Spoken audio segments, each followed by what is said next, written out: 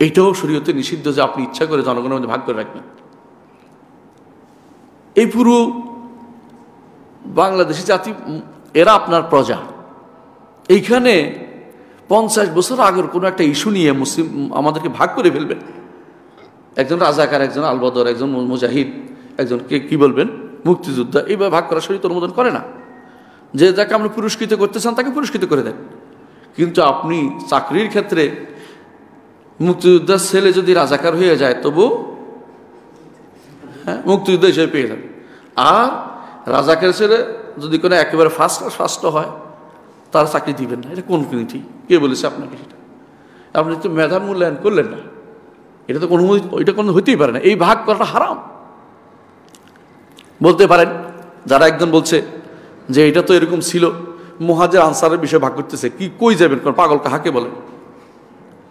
এটা কি এই জিনিস? দ্বীনের ব্যাপারে কার কত অবস্থান ছিল এটা ওই সময় আবু বকর রাদিয়াল্লাহু করেছিলেন, ওই সময় তারা জীবিত ছিল। কিন্তু যখন তারা চলে গেছে ওমর রাদিয়াল্লাহু কি বললেন? না, সমান করে দিব। তোমাদের বাবারা করেছে পাইছে, তোমাদের ফোরারা এগুলি পাইবে না, ভাগ করে সমান করে ফেলছে। তোমাদের কি অধিকার? তোমরা তো যুদ্ধ করো নাই, তোমরা পাইবে কেন বেশি? সমান করে দিচ্ছেন। তাহলে বোঝা গেল যে আপনি একবার একটা কিছু কাজ করছেন বলে বছরের বছর ধরে আপনার নাতি গুতিরাও পাইবে, এটা ইসলামে নাই। আপনি যেটা করছেন আপনার পুরস্কার দিয়ে দেন। বাড়ি নেই, বাড়ি করে দিচ্ছেন, ভালো কথা, থাকুক, এটা ভালো কাজ করছে, কিন্তু এটা ইসলামের জন্য হইতে হবে। ইসলামের জন্য হয়েছে কিনা এটাও আপনি দেখেন, এটাও বিষয় দেখার বিষয় রয়েছে। আবার মিথ্যুক আছে কিনা দেখেন। অনেক মিথ্যুকে তো ভর্তি দুনিয়া। 50 বছর পরে এখনো যদি মুক্তিযোদ্ধা থাকে তো আমি মুক্তিযোদ্ধা, কারণ আমার তো 55 বছর হয়েছে। কি জন্য? আমি যুদ্ধ তো করি নাই, তবে কাঁদছিলাম, তাই না? দাদির কোলে আসছিলাম, খুব কান্নাকাটি করছি। মায়েরা চলে গেছে, পানিতে নাক ডুবে বসেছিল, বুঝলেন না? কিন্তু দাদি তো আর বলতে সাঁতার কাটতে জানতো না, তো আমার কোলে নিয়ে ঘরে বসেছিল। তো ওরা দরজার মধ্যে খুবই জোরে জোরে ইয়ারা পিটাইছে, তো চিৎকার করছে। আমার দাদি জোরে বলছে যে কি কুইসি হবে না, ও দ্রুত করতে পারে নাই। তো বেটা বুঝছে যে লাই লাইলা বলতেছিল, বেটা বুঝছে মুসলমান, বেটা গেছে গা। তো আমি কন্দন মুক্তিযুদ্ধ কই বলবো নাকি? নাউজুবিল্লাহ, কিছুই করে না, এরা মুক্তিযুদ্ধ হয়ে গেছে। একজন হয়তো জন্ম হয়েছে স্বাধীনতার পরে, দেখবেন ওরা মুক্তিযুদ্ধ হয়ে বসেছে। এগুলি হচ্ছে এক ধরনের ইয়া করা, জুলুমের শেষ, মানে কি জুলুম, এটার বড় জুলুম। যেই জিনিস আপনি দেখেন না ওই জিনিস দিয়ে আপনারা আক্রমণ করবে কি জন্য? এই জাতিকে কেন আপনি বঞ্চিত করবেন যারা এই বেদালে ছিল না?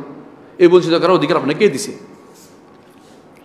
প্রিয় ভাইরা, রাষ্ট্রে কিছু কর্তব্য যেমন আছে, রাষ্ট্রপ্রধানের প্রতি কিছু কাজও আপনার দায়িত্বও রয়েছে। 1 নম্বর হচ্ছে তাকে আনুগত্য করতে হবে কোথায়? ভালো কাজে, অবশ্যই ভালো কাজে। 2 নম্বর হচ্ছে তাকে সাহায্য করতে হবে ভালো কাজে। 3 নম্বর হচ্ছে তাকে কল্যাণের উপদেশ দিতে হবে, তাও গোপনে যদি পারেন, না পারলে প্রকাশ্যেও দিতে হবে। এটা বদ যায় না, এটা ক্ষমতা থাকলে। এইটাতে ক্ষমতা না থাকলে চুপ থাকবেন, বুঝতে আসছে কথাটা?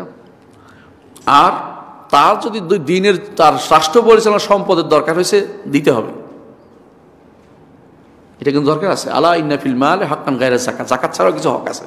রাষ্ট্র পরিচালনা করতে পারেনি, আপনাকে সেখানে কিছুটা কন্ট্রিবিউশন করতে হবে। এখন যেটা কর নিয়ে যায়, তো আমাদের যদি ভালো হইতো, একটা কথা ছিল, কর নিয়ে তো সব ফাঁকি দিচ্ছে, কর নিয়ে যাচ্ছে, সব বাইরে নিয়ে গেছে, সব পাচার করে দিচ্ছে সব টাকা। আর যদি আরেকটা হচ্ছে 5 নম্বর অধিকার হচ্ছে যতক্ষণ পর্যন্ত তিনি যোগ্য ততক্ষণ তাকে পরিবর্তন করার দরকার নেই। এটা আমাদের নীতি, ইসলামের নীতি। ওই 5 বছর 10 বছরের নীতি করা যাবে না, আমি এটা বলছি না, কিন্তু এটা করে ক্ষতি বেশি। একজন মানুষ 5 বছর আগাইছে, দেখবেন যে আবার পরিবর্তন করে আরেকজন, সে 5 বছর গুছাইতে খাইতে মোটা হইয়া আরও 5 বছর।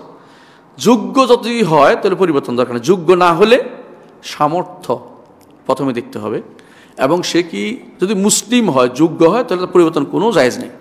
যোগ্য না হারাবে কখন? যোগ্যতা হারায় ওই সময় যখন কেউ কুফরি করে। কয়েকটা কারণ যোগ্যতা হারায়। কুফরি করলে যোগ্যতা হারায়, ও দিন থেকে বেরিয়ে গেলে যোগ্যতা হারায়। কুফরি করছে কিনা আপনার খোঁজ নেন। কি বলে অনেকেই কি বলেছে যে মা দুর্গা নিয়ে আসছে অনেক কিছু, তাই না? এটা ইমান তো, তাই না? এটা আপনারা বুঝে দেখেন। অনেক সালাত পরিত্যাগকারী হলে, আল্লাহর বিধানকে অবজ্ঞাকারী হলে, এগুলি হলে ইমান কিন্তু চলে যায়, এগুলি সবসময় যায়। আর যে ফাসেক হয়, এমন হয় যে ফিস্কের কারণে উম্মতের বিশেষ ক্ষতি হয়ে যাচ্ছে, তখনও সেই জায়গাতে পরিবর্তন করার ক্ষমতা থাকলে করবেন, নাহলে করবেন না, এটা চুপ থাকবেন সেখানে। যেমন আহমদ ইবনে হাম্বল চুপ ছিলেন, বুঝে আসছে কথাটা। এই জন্য আর যে এমন হয় যে সে তার কোনো ক্ষমতায় রাখে না, তখন তো পরিবর্তন করতে পারলে সে পরিবর্তন হয়ে যাবে। যেমন বিচারপতি আব্দুল সাত্তার পরিবর্তন করে কে আসছে, এরশাদ চলে আসছে, কারণ ওনার নিজের এর খবর নাই, দূর দেশ চালাইতে, দেশের মধ্যে শুধু দেশকে নিয়ন্ত্রণ করার ক্ষমতা থাকতে হবে যিনি শাসক হবেন। যার নিয়ন্ত্রণ ক্ষমতা হারিয়ে ফেলবে তাকে আর শাসক মেনে আপনি তার জন্য কান্নাকাটি করে লাভ নেই। এখন করতে হবে যে আসছে তারে মানতে হবে, এটা শরীয়তে সবসময় বিধান, সবসময় নীতি। ওইটা নয় যে আহারে উনি তো নির্বাচিত ছিলেন, আমরা অনির্বাচিত লোকটাকে কেন, ওইটা নয়। এখন ক্ষমতা চলে আসছে, তাকে মেনে আপনি এখন তাকে পরামর্শ দিয়ে ভালো করার চেষ্টা করবেন, না হলে আবার পরিবর্তন হবে, অবস্থার পরিবর্তন আল্লাহ পরিবর্তন করে দিবেন। নীতি একরকমে থাকবে, আমরা দুই নীতি অবলম্বন করি না। এটা কীরকম জানেন, এক নীতি কীরকম মানুষের কী করে জানেন, আফগানি একটা জিজ্ঞাসা করে তোর বয়স কত, তো বলছে 40 বছর। এরপর 20 বছর পর দেখা হয়েছে, তোর দেখি কী কয়, বলছে তোমার বয়স কত, তো ওদিকে তাকাই বলছো 40 বছর। কেন, কিরে 20 বছর আগে না তুমি 40 বছর বলছো? আফগানি এক কথা,